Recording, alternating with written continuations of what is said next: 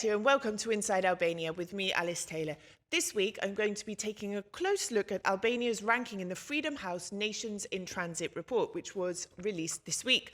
I'm also going to be looking at how Spain's rush and push to recognise Palestine as an independent state could or should impact Kosovo.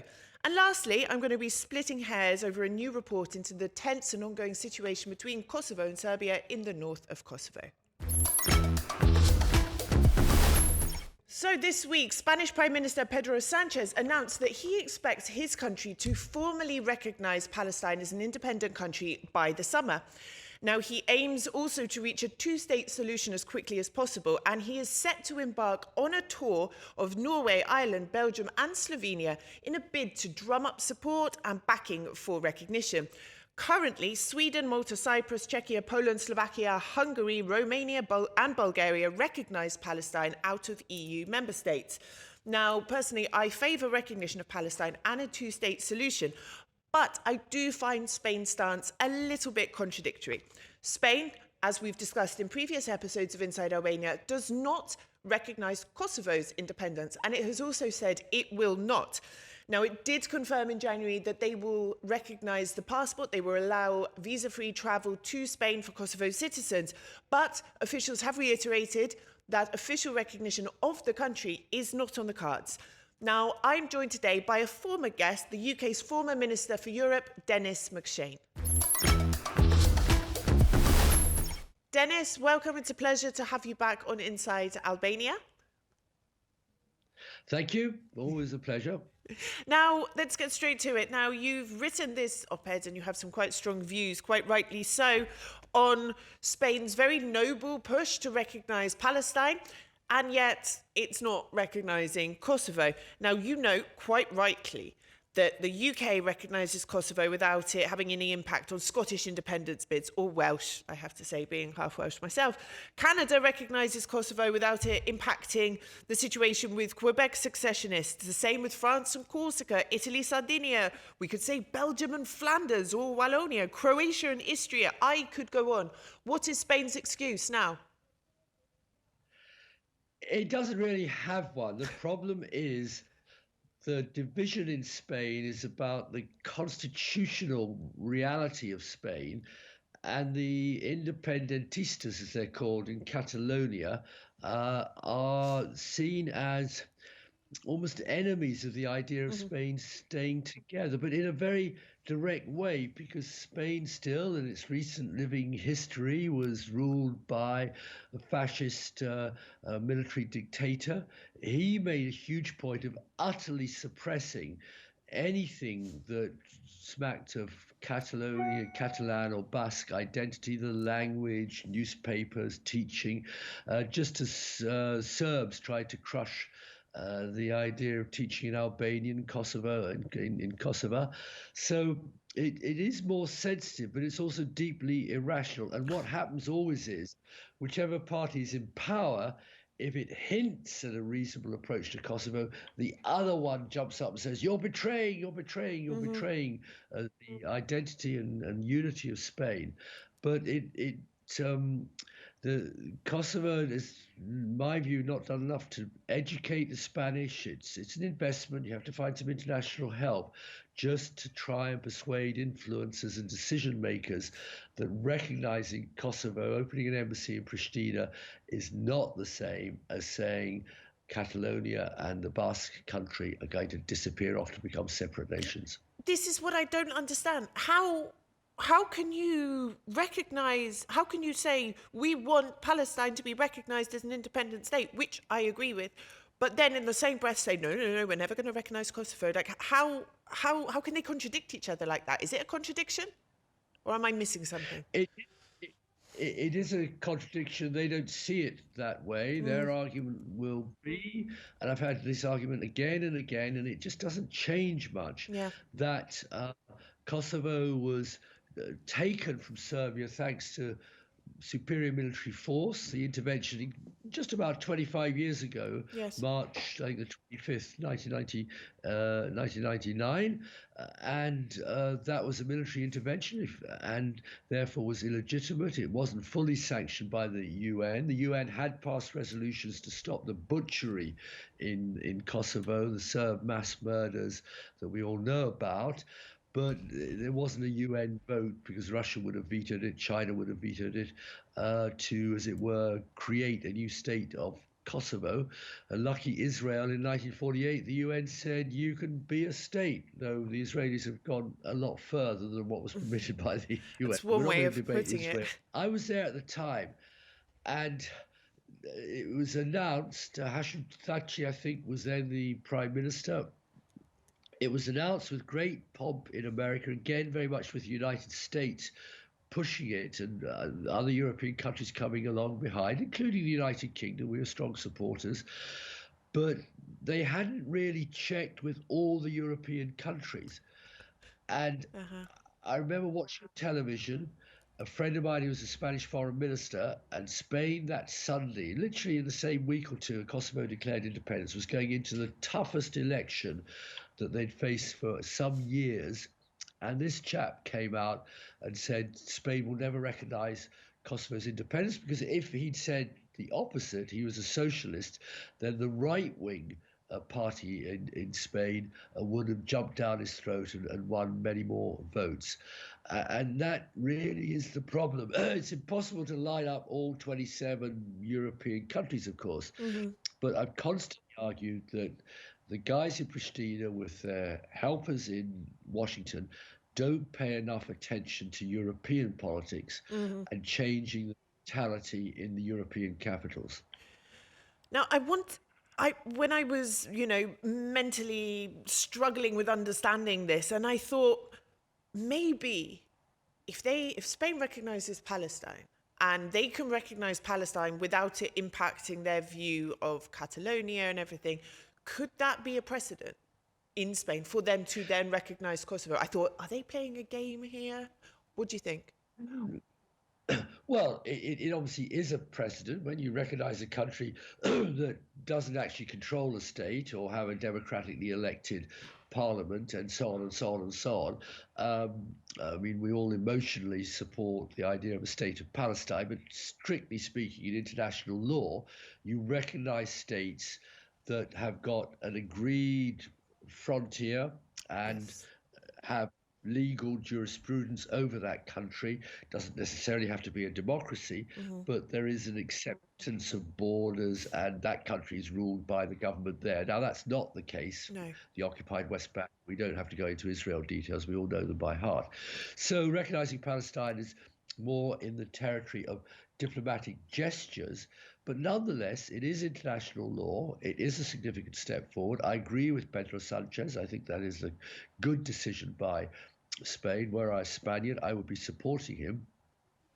And I just hope somebody realizes that Spain could be a much bigger player in Europe if it was lined up with the big European players, namely in the EU, Germany, France, Italy, Netherlands, and all Poland.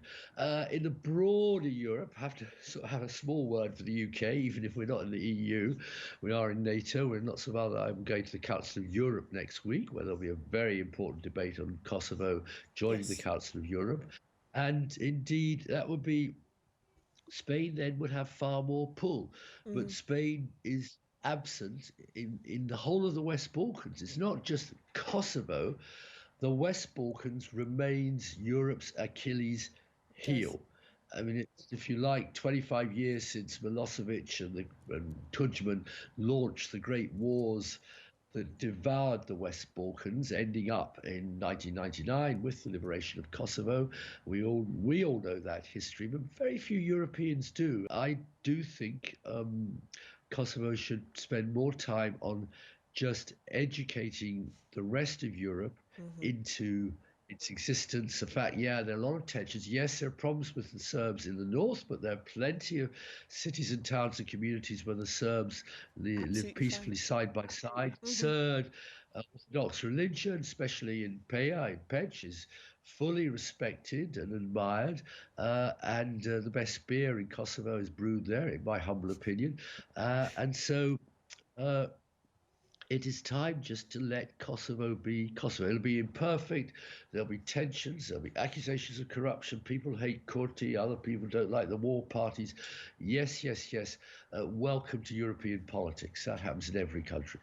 Now, my last question. We are both in Strasbourg next week. I hope we get to meet in person. There is a very important resolution vote coming up to do with Kosovo in the Council of Europe plenary around the 75th anniversary of the body's establishment. What do you expect to come out from next week? Well, big fingers crossed. I mean, I did urge Kosovo to lobby very hard in the Council of Europe. It's done so, I think, with support of Britain, certainly, but other countries too. There's a very strong statement by Frank Schwabe, who is the German Social Democrat. He's chairman of the socialist group of delegates, parliamentarians of the Council of Europe, 2 3 weeks ago, urging everybody to support the resolution accepting Kosovo as a Council of Europe member. I'm not picking up rumours against. Obviously, the Serbs have said, Vucic has said, "I'll walk out of the Council of Europe." Well, goodbye, Alex. You can go and join. It's not an Mr. airport. You don't Putin. have to announce your departure. You can go and join Mr. Putin, Mr. Lukashenko. If you really think that does Serbia any good at all, be my guest. Yes. So, but we'll see. I mean, there will be the Greeks, the Cypriots, obviously the Spanish. I'm not sure the non-recognisers in the EU, because the Council of Europe is bigger than the EU. It's got Norway and Switzerland, and indeed had Russia in it, and all the Balkan states. So I do hope that finally Kosovo will be admitted and can take a full part in the Council of Europe's work and deliberations. I hope so too. I did read something actually. The German representative of the Council of Europe had said something, Kosovo should establish the Association of Serb Municipalities before we could, but I'm not convinced that that's going to pick up enough traction to derail. Well, I mean, again, I've talked to people on that. I mean, Mr. Kurti's got a very strong position. He thinks that would be a bit like Republika Srpska in Bosnia-Herzegovina. Be serious. I mean, the Serbs are a very significant part of the population of Bosnia-Herzegovina. In Kosovo, they're a minority, a small group. I mean, important, but they can play a full part in Kosovo. I'm not sure that establishing, I know that makes people in Pristina nervous. Frankly, if they wanted to create a association of Irish municipalities in England or Scottish run municipalities in England, we wouldn't worry, but we've been around for 200 or 300 years with a more stable democracy, so we're not too don't get too up about that. So everybody agrees, I think, that Mr. Kurti's position, for which I have some sympathy. He is a very principled man, very intellectual man, and he has been elected by the people of Kosovo, so he has to speak for them and for what he himself believes in. Alice, I hope, as a former delegate to the Council of Europe, a big supporter of the Council of Europe, that this time next week we can celebrate Kosovo joining. I hope so too. Your words are very correct. I couldn't have said it better myself. Good luck to Kosovo next week, and I'll see you in Strasbourg.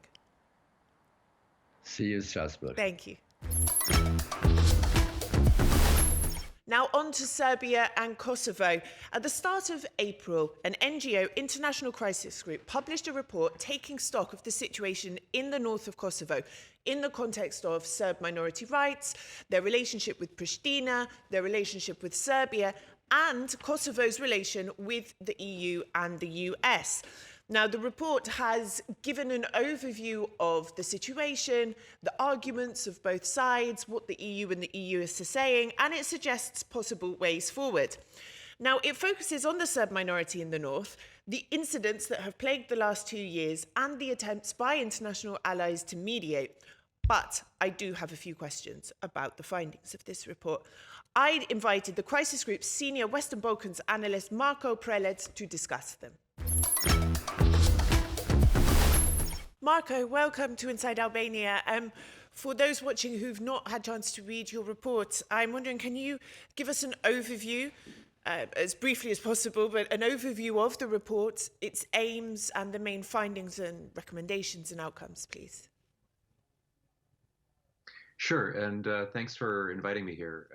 The reports is about the Serb minority in Kosovo, and specifically the ones who live in northern Kosovo, which is a very heavily Serb majority area, about their relationship with the Kosovo government, and also about the bilateral relationship between Kosovo and Serbia. The conclusion, the sort of headline message that we have is that Pristina has been winning the battle, so to speak, to integrate the northern Kosovo Serbs and to bring them under its authority and to integrate them into the broader Kosovo administrative state, something that it's been struggling to do ever since the Republic declared its independence in 2008, so 16 years now. So that is happening. On the one hand. On the other hand, we fear, although it's too early to say this definitively, but we fear that the signs are that Kosovo is losing the war for its own integration into the international community, insofar as that goes through a resolution of its the dispute over its independence with Belgrade. The Kosovo Serb minority is one of the, and possibly the main, keys to unlocking the broader Kosovo-Serbia impasse.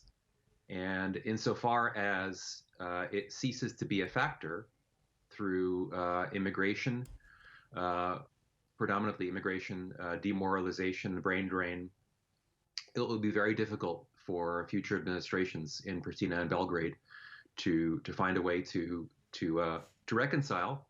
And what we really call on Pristina to be generous to these people. They are a very highly vulnerable minority that it is now responsible for, and that's our headline recommendation. Be nice to them. My first question, and I'm glad you said it again. You used the word battle and you used the word war, and I don't know what because you used this on Twitter as well, and I feel that this rhetoric of sort of fighting, conflict, why use those words when we're talking about this situation, which is highly volatile, and everyone really has an interest in keeping from getting more volatile? Yeah, it's just a metaphor, really. It's just a neat metaphor, and the implication really is not that it's a military confrontation. It's that there's a smaller thing that's going on that the Kosovo is succeeding in, and a larger thing maybe in the background that it's failing at. That's really all that we were trying to say. There is a militarized component to this, though. There has been violence. There has been loss of life in northern Kosovo over the course of last year, and there is some possibility that it could happen again. Yes, this is a concern. Now, I want to talk about the Serb minority. Of course, there are issues with the Serb minority and how they integrate within society. A lot of them do not recognize Kosovo as a sovereign state. They recognize Belgrade. We know there is pressure coming from Belgrade on them as well. Maybe there is also pressure coming from Kosovo. But from what I understand, if you read the Kosovo constitution, minorities in Kosovo are some of the most well-protected on the European continent, particularly Kosovo Serbs as well, in terms of getting access to healthcare and schools. They had free electricity, not having to pay so many taxes, having designated seats in parliament, in the municipalities, in the police. There's a whole range of, and I see this, Kosovo is being pressured. You have to give them more rights, you have to do this, but what else does Kosovo need to do? Yeah, that's true on paper. They do have, really a very generous set of rights that were assigned to them by the international process, led by Marti Ahtisaari, that led to Kosovo's independence. And it was kind of a quid pro quo. You'll give the Serbs these rights that you're not really keen on giving them, and in return we will back your independence. A lot of those rights are either not implemented in ways that make any difference to your average Kosovo Serb. So if you start with political representation, which you mentioned, yeah, they do have a disproportionate number of seats in the Kosovo Assembly, but and this is actually not the fault of any Kosovar actors. It's the fault of Serbia. Those representatives are de facto chosen for them by the government in Belgrade, and they represent the interests of Serbia, not of the Kosovo Serbs. And increasingly over the past few years, the Kosovo Serbs have lost faith in their own representatives. So that's one thing. They do have the right to schools in their own language and to healthcare. However, those rights are not implemented. Instead, the schools they have are schools that Serbia operates technically illegally on Kosovo territory. So it's not quite the same. We saw the attack. The EU called it a terrorist attack in the north of Kosovo on the 24th of September. I noticed the report didn't call it attack as well. It called it a clash between police and Serb paramilitaries. But I think this serves as a clear example of what can happen, and what can go wrong. Now, the EU has. I mean, the Kosovo government said they've given a report to the EU. All the evidence that they collected, the EU said they haven't had a report. Nothing's really happened. I mean, it's going to be a year since the attack before we know it. What importance do you think this incident has in relations? And do you think the EU are doing enough to sort of deal with the consequences of it? That has been a turning point because it swung. I mean, up until that point, there was a lot of European and indeed also American sympathy that had accrued to the Kosovo Serbs, because of the increasing pressure that they were under from the government of Kosovo ever since Albin Kurti and the Vetëvendosje party came into power. That evaporated overnight when it became clear that there were these preparations for some kind of armed insurgency involving, attacks on Kosovo police who, were legally operating up there. Yes. Yeah. So immediately people said, okay, we now have no choice but to support Kosovo's efforts to use its police and its highly provocative special police forces in that territory. But nothing's happened. It's months later. No one's been. Serbia has not been. The EU won't even talk about it. We were promised that following their assessment of the final report and the investigation conducted by the Kosovo authorities, there would be there were measures drafted against Serbia, but nothing. Now, if I contact the EU about this topic, they don't reply. They do not even respond to comments. Why is this happening? Yet they're so harsh on Kurti, rightly or wrongly aside. Yeah, they are. Look, I'm not in a position to interpret the EU's actions, so I think it would be unfair for me even to try to answer that. I guess what they're trying to do is calibrate their statements and their actions to what they best believe will lead to a good outcome. Calming the situation.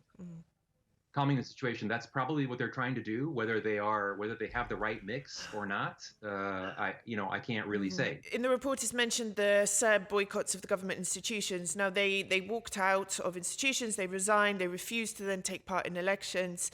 Belgrade asked citizens not to vote. Then there was an election with a very small turnout. Albanian mayors were voted in. They refused to accept them. There was the protests, the confrontations. NATO peacekeepers were hurt. Then they demanded they were removed and they called for new elections. This now appears to be happening. And now they say they're not going to take part. I at the moment, I feel a bit lost. What are these people speaking for actual Kosovo Serbs here? Is this what they want? What do they want in this process? Because it seems they've called for XYZ. XYZ has happened. And then they're saying they're not going to take part. And in the census as well. It's in their interests.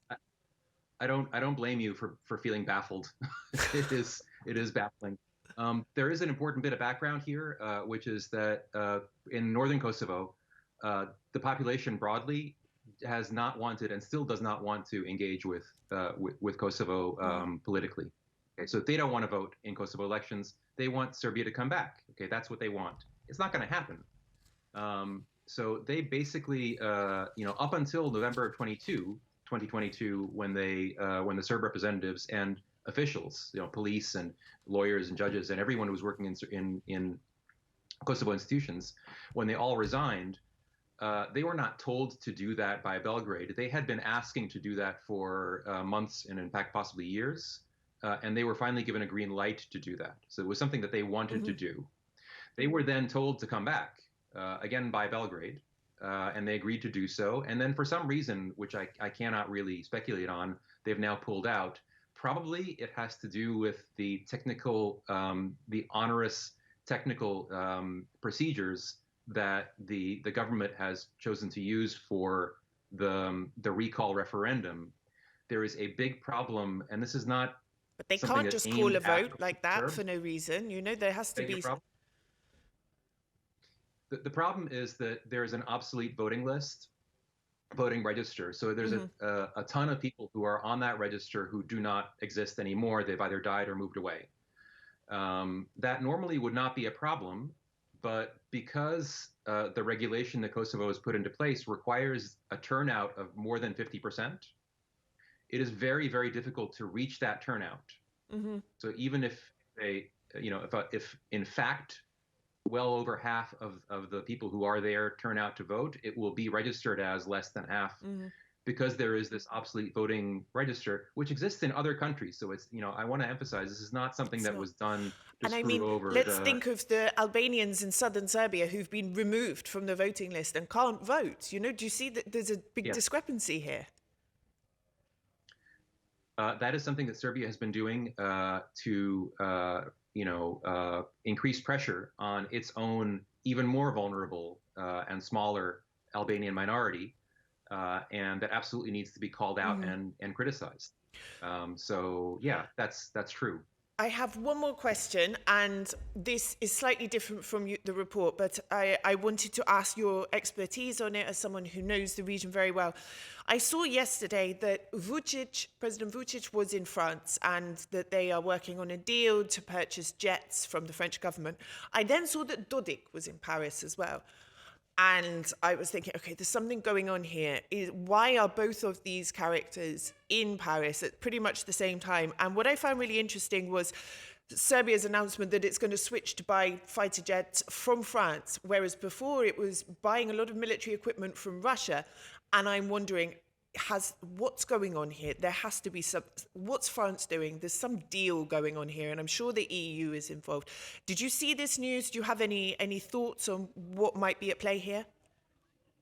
Yeah, this is not, I've seen it, and I'm as curious as you are. I think this is not new. So Serbia has been interested in buying Rafale jets from France for some time. This is part of Serbia's sort of policy of neutrality and balancing. So they buy some things from China, they buy some things from Russia, they buy some things from Western sources. Serbia is under no illusion about where it is geographically. It is surrounded by an unbroken belt of NATO countries. So it is difficult, if not impossible, for it at this point to continue doing business with Russia, just because it's geographically impossible. They also are aware, and this is off the topic of our interview today, of intensifying Western pressure on Milorad Dodik, the leader of the Bosnian Serbs. So there presumably is lobbying going on in France and other major European capitals as we speak with regard to that. I wish I could have been a fly on the wall in those meetings that went on. Marco, we're out of time. Thank you for being a good sport with the questions, and thank you for your report. You're welcome. Thanks for having me again. It's been a pleasure. Thank you. Bye-bye.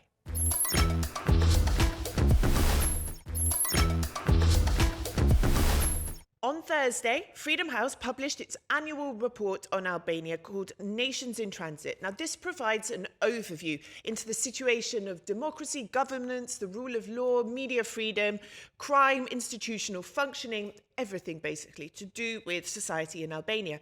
And it then ranks the country in the region and in Europe and gives it a score and a designation.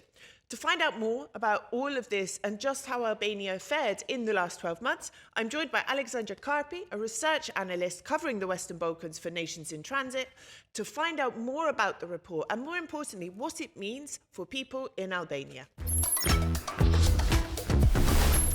Alexandra, welcome to Inside Albania, and thank you for joining us online today. Thank you so much for having me. Now, the report this year, based on the last 12 months, is pretty hefty. There's some quite serious commentary in there. It's quite somber reading. You know, when you finish reading it, you think, oh God, you know, is it really that bad? Now, from what I understand, Albania didn't improve over the last 12 months, but it also hasn't gone backwards. Can you give me an overview on the last 12 months and also how it's changed or not changed when compared to the year before? Sure, absolutely. First, maybe it's best to just step back briefly and share some of the main findings from the report and how Albania sort of sits within that. So this year was the 20th consecutive year of overall decline in democratic governance in the entire region that we cover in the report. So a lot of bad news everywhere in the region, unfortunately. And, you know, think about that for a minute. 2 decades of declining democratic governance in the Europe and Eurasia region is going to have, of course, ramifications in all of our countries. We are now seeing the region split, as the title of the main report would suggest, into 2 opposing anti-democracy and pro-democracy blocs. Now, what this geopolitical moment means for countries like Albania that we consider quote unquote hybrid regimes, right? So countries that have characteristics of both democracies and autocracies. This means that increasingly governments are having to make a choice, right? Are they going to head in a more autocratic or in a more democratic direction? Albania was one of the few countries that seemed to sort of sit in 2 chairs a little bit, right? Hedge its bets there. It was not a quiet year, right? You know, no score changes should imply that there was not a lot of action this year. You know, on the one hand, in the beginning half of the year, of course, we had local elections last May, and this was a further consolidation of the ruling party's local hold. But we're still seeing the fallout from that, right? We just saw the news in the last couple of weeks that the Freddie Baleri case, you know, we saw that the conviction of vote buying that had taken place at the end of last year, we now saw that the caretaker head of government in the Hemera municipality is also being indicted for corruption. So this is, I think, kind of gives a good snapshot of the tensions in Albania this year. On the one hand, the socialists continue to kind of be the top dogs, right? On the other hand, there are still persistent corruption concerns, which is a shame because we did see Albania make quite a bit of progress last year on our corruption indicator, but this remains, at least at the local level, rather persistent. Now, zooming out back to the national level, which really, of course, in the fall at the end of the year took center stage, there continues to be, let's say, drama in the parliament. I mean, you know, semi-disruptive protest type actions. Setting I know fire that you've covered. to things. Yes, exactly. And again, this is sort of within the realm of normal in Albanian politics, but is an indicator that the opposition has sort of run out of options in a way. And the result is that now we haven't had the opposition participate in the parliament for, 5 or 6 months now. So this is, of course, not the sort of normal playmaking that should be taking place in democracies. As I said, it's within the realm of normal for Albania, but this is some of the challenges that we've kind of ended the year with. Have there been any positive developments? I think, you know, on some parts of the fight against corruption, yes, I think you could point to some positives in 2023. I mean, of course, we had SPOC, the anti-corruption structure, continue to be really proactive in fighting corruption. Yes. We had indictments against, you know, former presidents, former deputy prime ministers. Of course, I know you covered those as well in the last year. So that continues to be really the most, I would say, bastion for democracy, you know, the most trusted institution in Albania at the moment. That is from the perspective of citizens. Of course, we have different politicians on both the opposition and ruling party side trading accusations about SPOC. So their work is becoming increasingly politicized, but they are still doing, I think, that really important work. So these are the positives I think we can point to. And again, you know, to not see any declines in this geopolitical moment, right? And to continue to see, for the most part, democratic institutions being relatively resilient is a good sign as well. So it's a stagnation, really. It's things. There've been some things that were better, some things that haven't been very good. So we've sort of plateaued in a way. But how do we perform in the region, sort of amongst our neighbours? Yeah, Albania is on the slightly higher scoring end, but also sort of middle of the pack.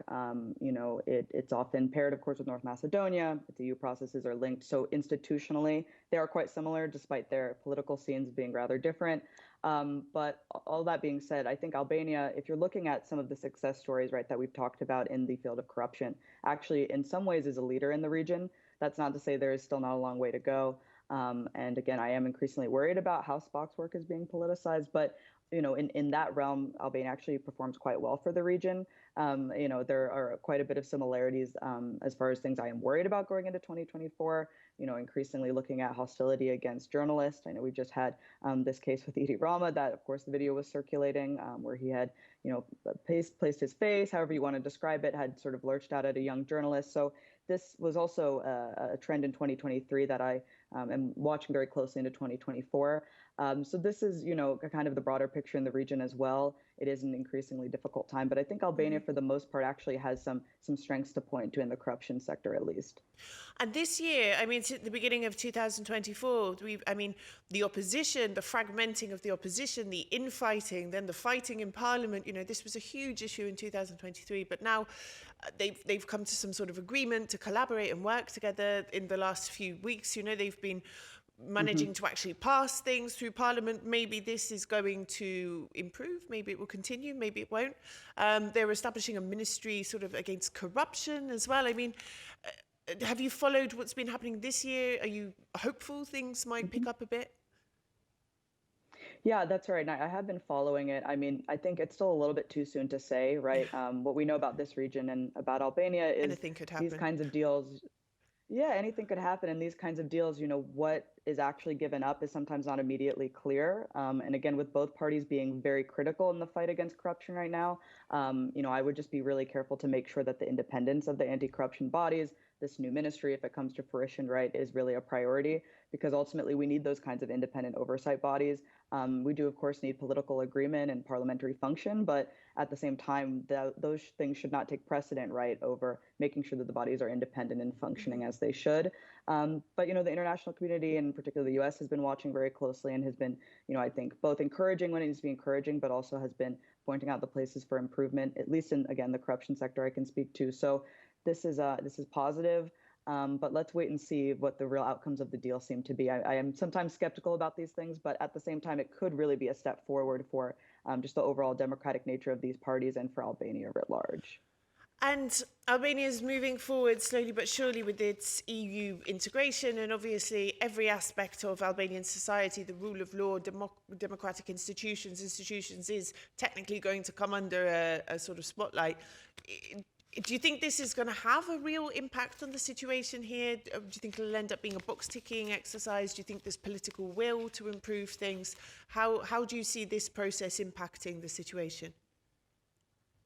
Yeah, it's a good question. I mean, first, what is unique about Albania, which I'm sure has been said before, but bears repeating, is that, EU integration, or really future membership, is extremely popular. I mean, something in the 80s, 90s, when you look at public polling, which is an anomaly in this region, and frankly, an anomaly when you look at current member states. So there is at least public will, right? Public support. There is a vibrant civil society that has been working on these processes now for years. So there's a lot of local demand working in Albania's favor. It is, of course, always a question of political will, right? And are different officials and the parties willing to cooperate to make those, difficult reform processes happen. And this is, we've seen, I think, a bit of a one step forward, two step back in Albania traditionally. I'd love to see that continue into 2024 and be, continually moving forward progress. But yes, the rule of law challenges are distinct and are going to be a challenge. The need for vetting processes, right? I know Albania has started this process. These kinds of mechanisms we've seen in other Western Balkan states in the process, like Montenegro. We've seen that be a sticking point. We've seen them sort of falter. So, avoiding some of those pitfalls in the rule of law sector is going to be really important to keep Albania moving. But ultimately, the possible gains are significant, right? Could be a huge boon for institutional democracy in the country. So I'm hopeful. I'm cautiously hopeful. We'll see. I wanted to ask as well about civil society organisations. There was a note in the report that there's a lack of consultation on the part of the government with civil society organisations, little willingness from Parliament to engage with them or accept suggestions. Why is this situation so bad? Why does Parliament and all politicians in general not really want to engage with civil society? Yeah, it's a complicated question. I think, to be honest, I think there's a couple of different factors at play. First, a lot of governments in this region, in the Western Balkans, struggle, I think, to see civil society as real partners. Part of that may be a historical kind of, question, right? I think It's difficult sometimes to recognize the expertise that the civil society has, and it's significant, but it's hard to not hear that as criticism. I think that's sometimes the drawback we see in this region, and certainly seems to be part of the rhetoric in Albania. But it doesn't help that we have, on even sort of further, taking things a step further, we have this community being scapegoated in a sense, and also being deemed foreign agents and the like elsewhere in the region. We've seen sort of undercurrents of that rhetorically in Albania. Luckily, we haven't seen any real legislative efforts as we've seen in neighboring countries, but there certainly is a spillover effect, right? When you think about it from the perspective of politicians, if you don't see civil society as partners and you rather see them as critics, just like any critics, you might look for ways to kind of sidestep the criticism. And this is, we see it again in the media sector, as I've mentioned, unfortunately. So it is something I am worried about and I'm watching. But on the other hand, I haven't seen any real legal efforts to curtail the civic sector. And that's really important. Ultimately, they still have some operating space. They still have financial challenges, which is true, frankly, everywhere, not just in the Western Balkans and not just in Albania. But, it's a difficult question to, how you get governments to see them as partners. This takes a very, very long time, right? A very, very long time. The EU process can help with that because there has to be a level of collaboration, but it's a slow go. It takes some time. Now, in terms of the reports, when these reports, it could be Transparency International, it could be Reporters Without Borders, as soon as they're published, the opposition and the critical media, and, they go, oh, look at this, it's really bad, this government did this, they didn't do this. The government goes, well, actually, it was like that when we took over, it was your fault. And they say, oh, the report's not accurate, it's too negative, blah, blah, blah. And they just tend to fight over trading blame over who did what, who was responsible for what, etc., rather than the actual sort of salient points. How do you wish that the governments in these countries would accept these reports? What is the aim of them? How do you want them to deal with the information inside them?